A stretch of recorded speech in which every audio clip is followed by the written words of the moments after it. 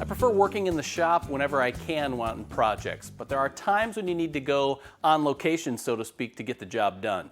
Now when you do that, the tool of choice is often cutting with a circular saw. The problem is finding a way to guide it, especially if you're making short crosscuts.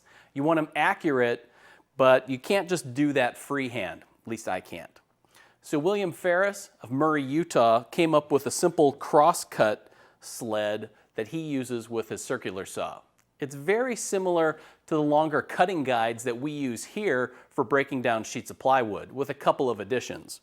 First, one addition is by subtraction. It's much shorter so that it's handier to use with smaller and narrower pieces of wood. The other addition is a cleat on the back side, on the bottom side of the jig, and that registers the jig in place and keeps it square to your workpiece.